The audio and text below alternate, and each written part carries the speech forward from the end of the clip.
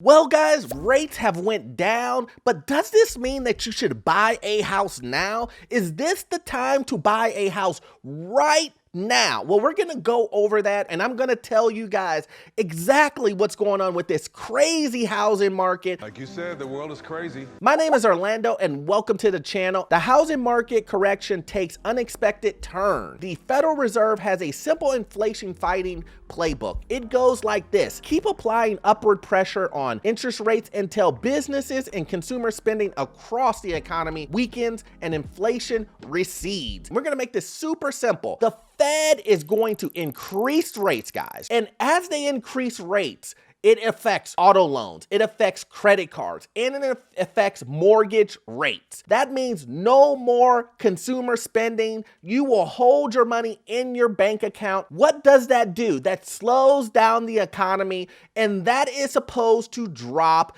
inflation. That is what they're trying to do. But here's the problem with that. The Fed has to do this crazy balancing act, guys, where they can't raise rates so high that spending slows to a stop, because then that would put us in a Fed-induced recession. That is what they're trying to control. Are you seeing prices decrease into regular, affordable prices? Or are you seeing prices decreased, but still at a high price? You know, a home being overpriced by $100,000, but yet they're cutting $30,000 off of that. So they're still $70,000 overpriced. Are you seeing that? Or are you seeing actual price cuts that make the home affordable? Historically speaking, the Fed inflation fighting playbook always delivers a particular hard hit to the US housing market. When it comes to housing transaction, monthly payments are everything. And when mortgage rates spike, which happens as soon as the Fed goes after inflation, those payment spikes for new borrowers. That explains why as soon as mortgage rates rose this spring, the housing market slipped into a housing cool down. Now, if you've been watching my video, especially the 82% of you guys, hit that subscribe button. It allows more individuals to see my content, guys. You know that I've always said, if the Fed continues to increase interest rates, the housing market has no other choice but to slow down, guys. Why? Because with high rates and inflation and things like taxes, insurance doubling. What does that mean? That means you will have a mortgage that will be double. That is super expensive. It knocks people out of having a home that isn't affordable. That is just what happens when the Fed raises rates. Over the past week, mortgage rates have declined fast. Now, let's take a look at the mortgage rates here. We see the 30-year fixed, we see 30-year fixed FHA and 30-year fixed VA. Obviously, in May, it was, around that 6%. Then we could see it reached its peak in June, middle of June, and then we can see it goes up. Now we're in July, and you can see it's going down.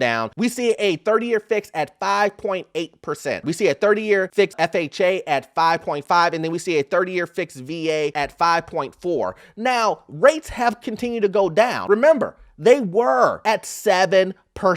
And now they're down to almost 6% average all over the country, all right? So is that a big drop? Yeah, 1% is a decent drop. That gets into the refinancing game, where if you can save 1%, then it's good to refinance. And with this crazy housing market, we have to make sure that we're in the best position possible so that we can get the best interest rates and everything. And we know identity theft is a really big issue. That's why I'm excited to partner with Aura, who is sponsoring this video. I've been using Aura, and what I love about it is the fact that not only does it protect me against identity theft and also monitor my credit and things like that, but I love the fact that it opts you out of these data brokers that could knock down your junk mail, all those ridiculous spam calls that you get. And also too, it has been taking information off the dark web. You know, your logins and your passwords. So look at this. Look at all of these hits that I got of my information being on the dark web. It goes ahead to let me know that I need to update and change my password. So you're gonna get a 2-week free trial if you use my promo code, which is aura.com/Orlando. You can't beat that, guys. 2 weeks free to see if your information is on the dark dark web, the bond market is pricing in a high probability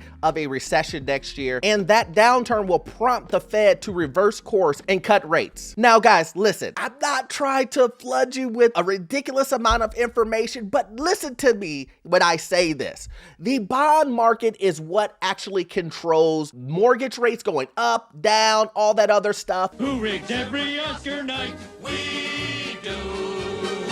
The Fed rates do help with including some of that number in there as far as going up and down. But let's take a small peek, just a small peek at what the bond markets are doing. Now, this is going to be very simple, guys. I'm just going to give you a small little headline here. Chaos in bond market is dangerous side effect of inflation fight. Poor liquidity and economy uncertainty triggers yield swing. So I know what you're thinking. Orlando, why did you show us that? What does that have to do with anything? It has a lot to do with the housing market, because that shows you that a lot of crazy things are happening in the back office.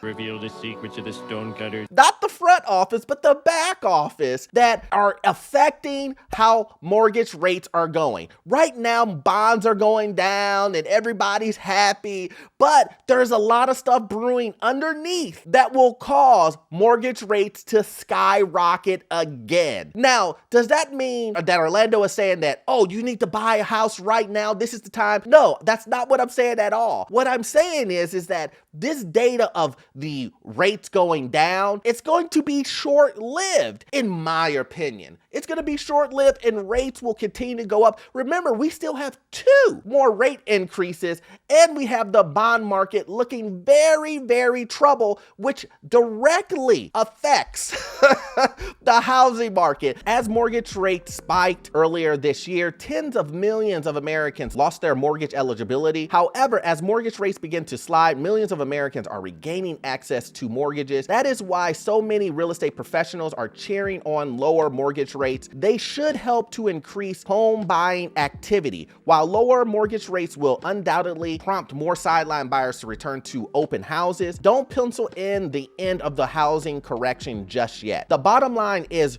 recent declines in mortgage rates will help at the margin, but the housing market will remain under pressure with mortgage rates at 5%. Now, that whole statement, guys, is meaning this. Think about this. You saw it at 7%, and now they're at almost 6%. So you saved yourself 1%, guys, 1. And we know that 2% increase will decrease buying power by $200,000. So 1% each. So that means that your buying power has increased by $100,000. So you're not gaining that total back. You're only getting an extra $100,000. So if you dropped from, being able to afford a $400,000 home all the way to a $100,000 home, with these new rates of 1% decrease, you can now buy you a great home at $200,000. Most people will probably want to be in that $300,000 range. $200,000 buying home probably isn't going to cut it. But that is what I'm saying. You have to look at the numbers. Now, while everybody can rejoice and be happy that interest rates